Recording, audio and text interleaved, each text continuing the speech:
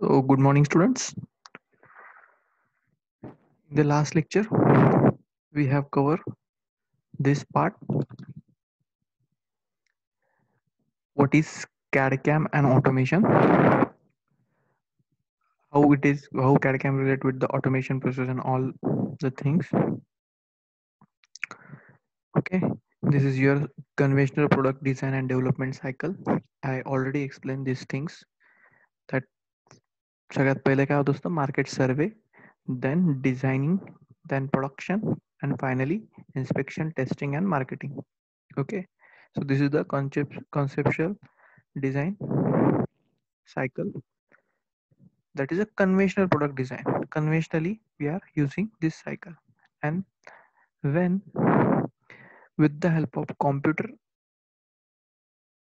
in CAD, that is computer aided designing, product design development cycle is look like this. You can stop the video and take a screenshot of this, so it will be helpful for you, or otherwise I will provide the PPT for your reference. Okay, so now today we are going to learn about the product life cycle. Okay, so what is product life cycle, that we will see today. Here two main processes: designing plus manufacturing. Product life cycle means what? कुठल्याही product ची जी life cycle असते, एखादा product raw material पासून finish good बनेपर्यंत. For example, जसं तुम्ही एक pen घेतला, तर पेन सुरुवातीला जे प्लास्टिक बॉडी, त्याच्यात वेगवेगळे part, rubber, plastic body, then त्याच्यात आतमध्ये एक रिफिल, तर हे सगळे पार्ट्स काय वेगवेगळे मॅन्युफॅक्चर होतील आणि फायनली एक फिनिश गुड बनेल. तर सगळ्यात पहिले याचं जे रॉ मटेरियल असेल, त्या रॉ मटेरियल पासून फिनिश गुड बनण्यापर्यंतची जी प्रोसेस, त्याला आपण म्हणतो असतो प्रोडक्ट लाईफ सायकल. ठीक आहे, त्याच्यात दोन मेन प्रोसेस असतात. बाकी मार्केटिंग आलं, इन्स्पेक्शन आलं, टेस्टिंग आलं, या सगळ्यात असतातच, पण मेन काय असतं? Designing and manufacturing.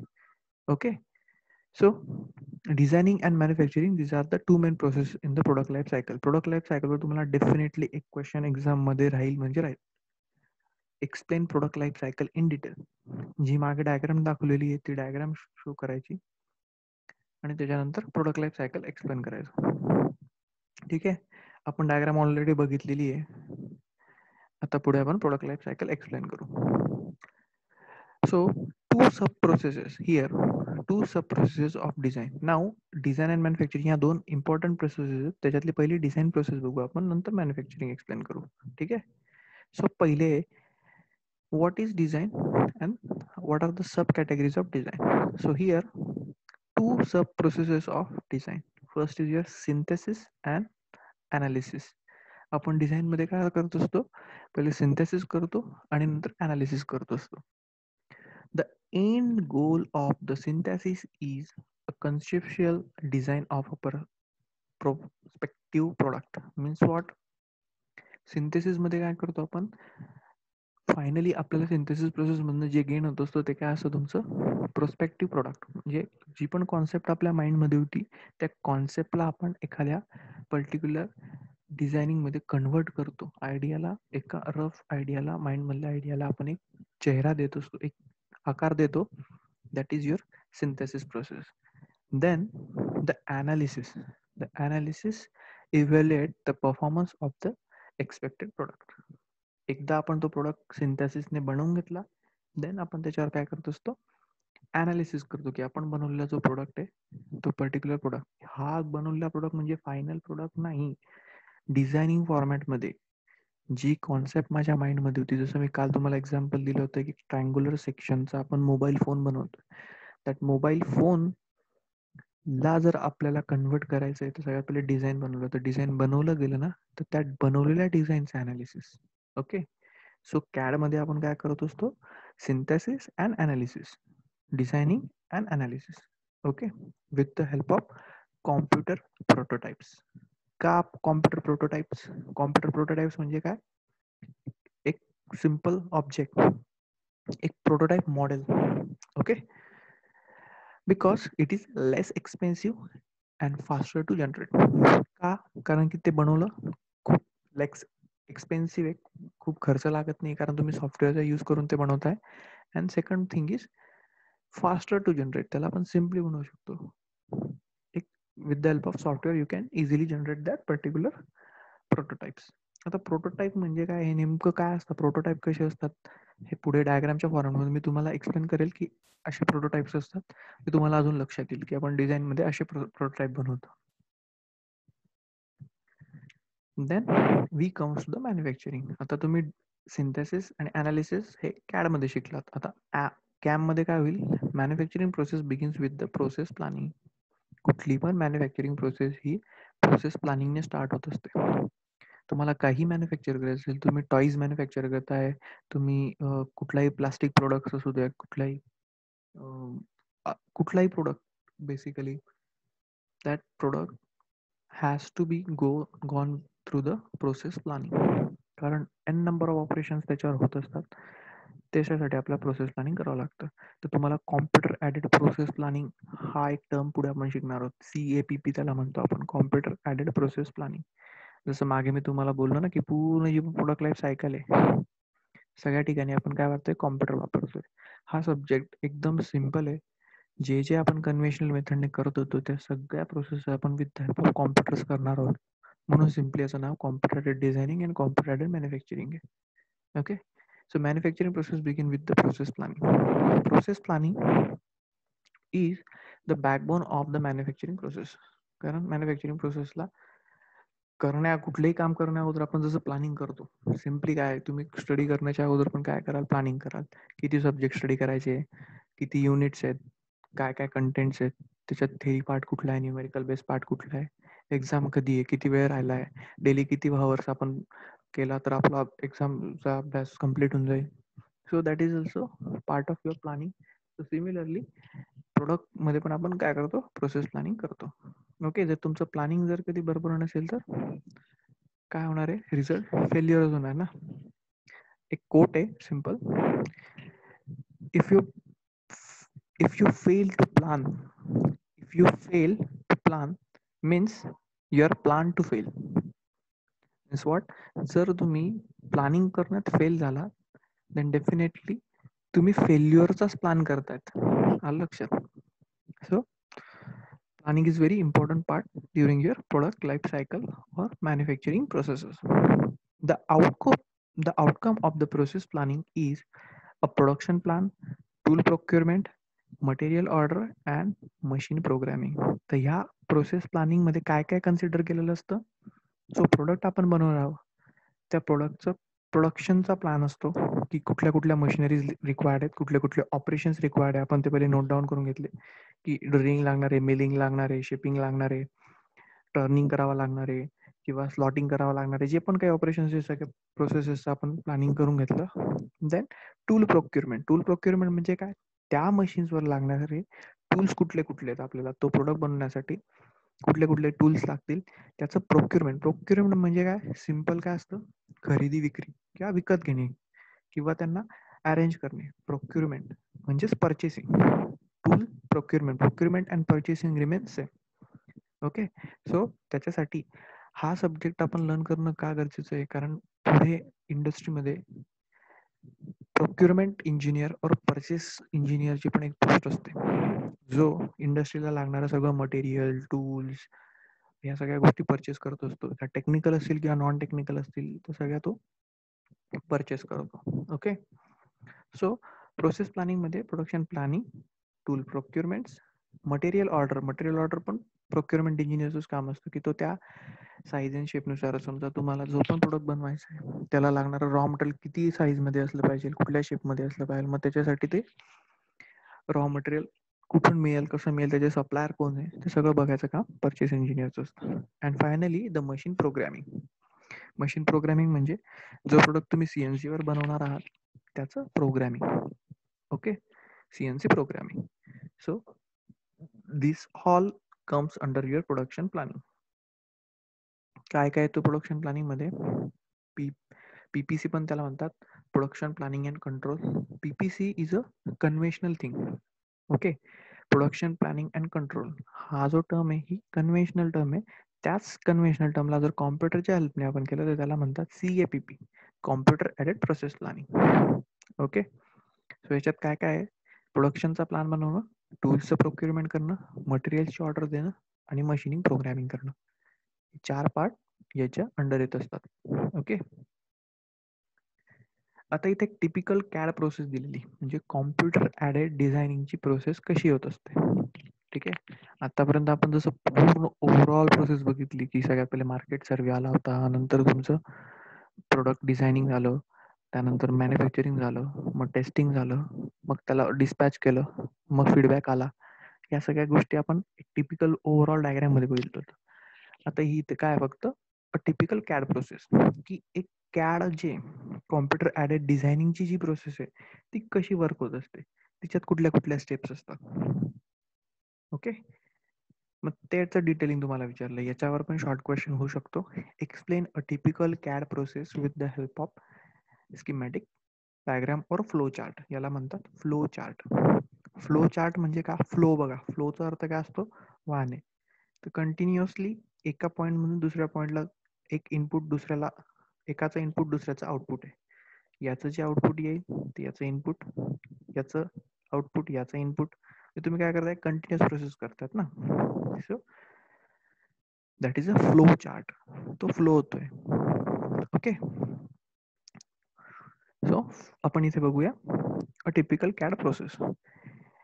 Design changes हे नंतर बघू की डिझाईन अनालिसिस अल्गोरिदम नंतर आपण डिझाईन चेंजेस कसे करतो. सगळ्यात पहिले येत असतं डेफिनेशन ऑफ जॉमेट्रिक मॉडेल. हे थोडं चांगल्या पद्धतीने समजणं गरजेचं आहे, कारण जर तुम्हाला एक कॅड प्रोसेस कशी वर्क करते, कॅम प्रोसेस कशी वर्क करते हे जर लक्षात आलं तर पुढे सगळ्या गोष्टी ऑब्व्हियसली सोप्या होतील किंवा समजतील. आपण वाटल्यास तर एवढाच टॉपिक आज डिस्कस करू की what is CAD, a typical CAD process, ते डिटेलिंग मध्ये बघूया. तर सगळ्यात पहिले येत असतं डेफिनेशन ऑफ जॉमेट्रिक मॉडेल. तुमच्या माइंडमध्ये समजा एखादी कॉन्सेप्ट जनरेट झाली की मला एक प्रोडक्ट बनवायचा आहे. जसं तुम्ही आता प्रोजेक्ट करणार आहात, तर एखादं समजा ड्रोन तुम्ही बनवणार आहात. एक एक्झाम्पल आपण घेऊया की if you have to manufacture a drone. Okay, तर सगळ्यात पहिले ड्रोन तुम्हाला बनवायचं ही कॉन्सेप्ट तुमच्या माइंडमध्ये आली. ठीक आहे, तर त्यानंतर तुम्ही काय कराल? ड्रोन कसा बनवला जातो, कुठले कुठले कॉम्पोनंट्स लागतात, ते सगळ्याचं मार्केट सर्च कराल. कुठले ड्रोन्स मार्केटमध्ये अवेलेबल आहेत ऑलरेडी. ठीक आहे, ते कसं फंक्शनिंग करतात त्याचं नॉलेज गेन कराल. आणि आपण त्याच्यात काय नवीन करू शकतो हे तुम्ही आयडेंटिफाय करतात. तर त्यालाच आपण काय म्हणतो? मार्केट सर्वे किंवा कस्टमर रिक्वायरमेंट. ती आयडेंटिफाय केली तुम्ही नीड. कारण की ऑलरेडी मार्केटमध्ये जी वस्तू आहे ती जर तुम्ही बनवणार आहात तर काय फायदा आहे त्याचा? काहीच नाही.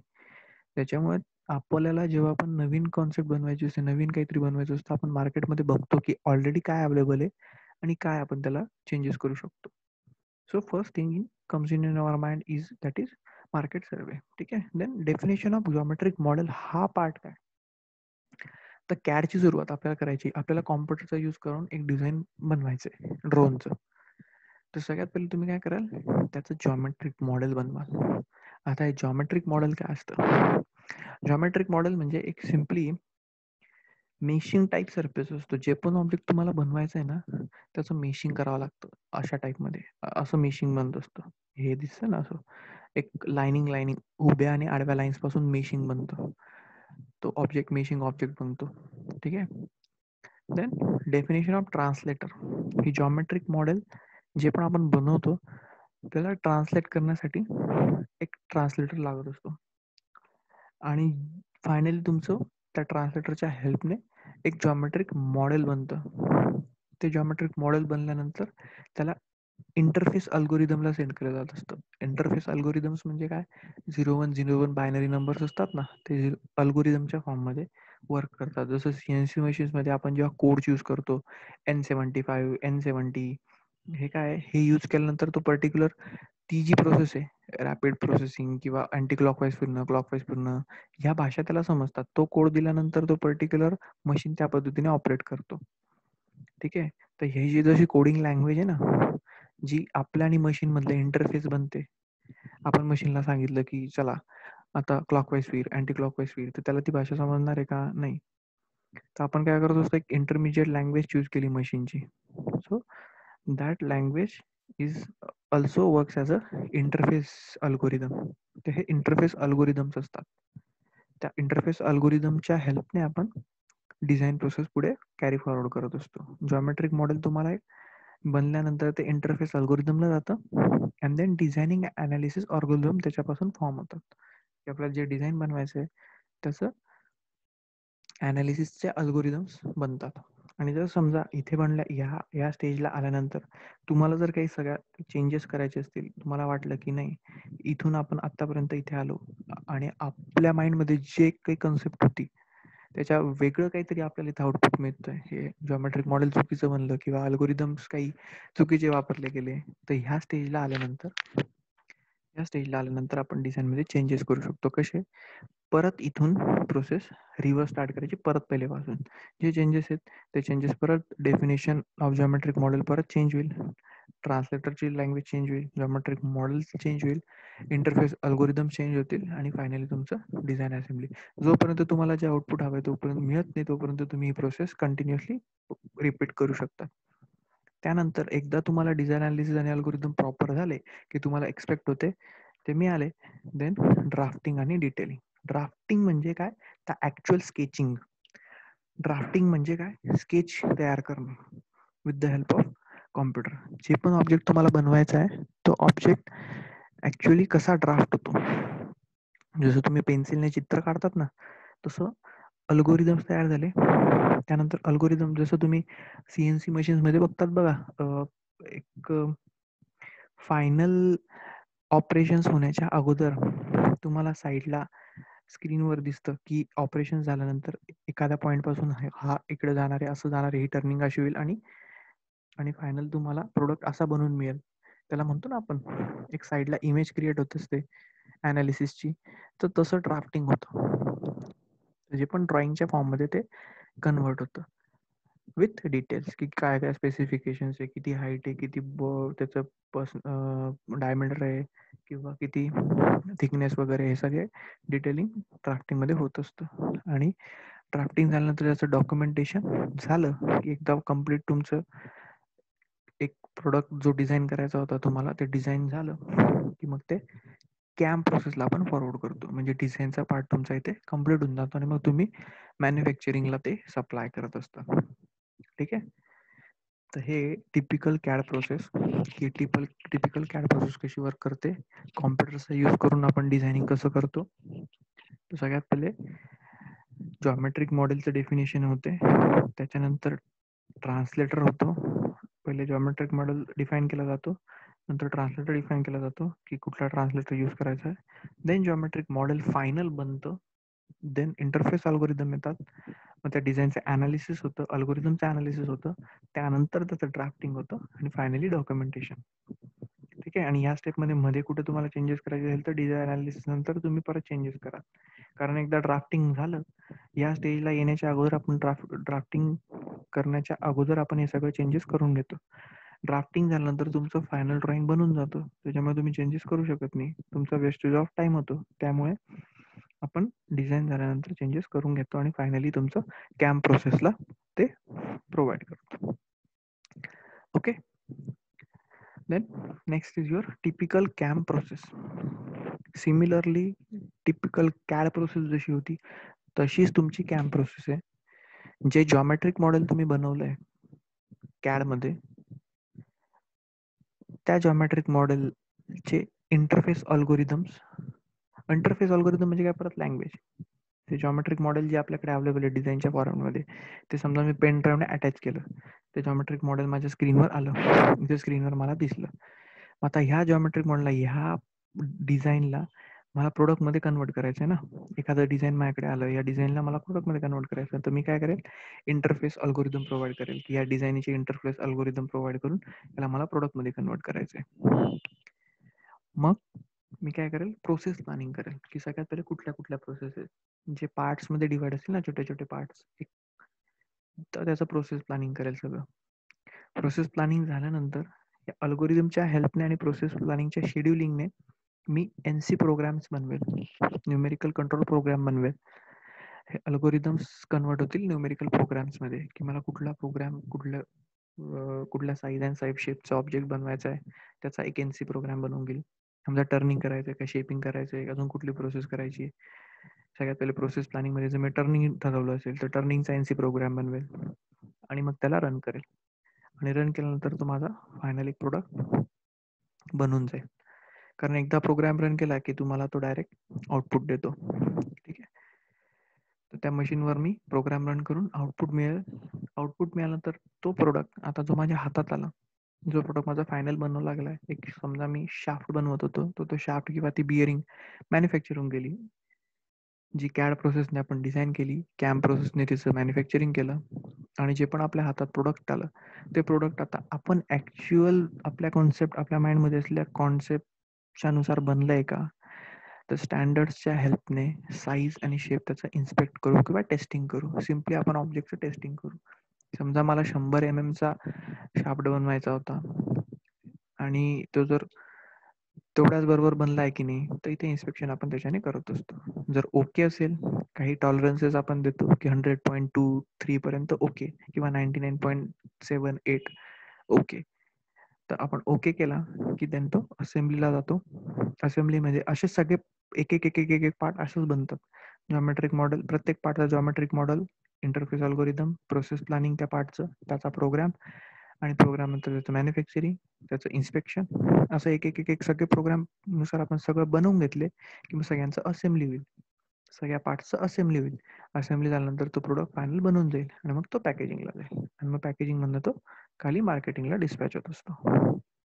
So this is all about your shipping and marketing. This is all about your typical CAM process.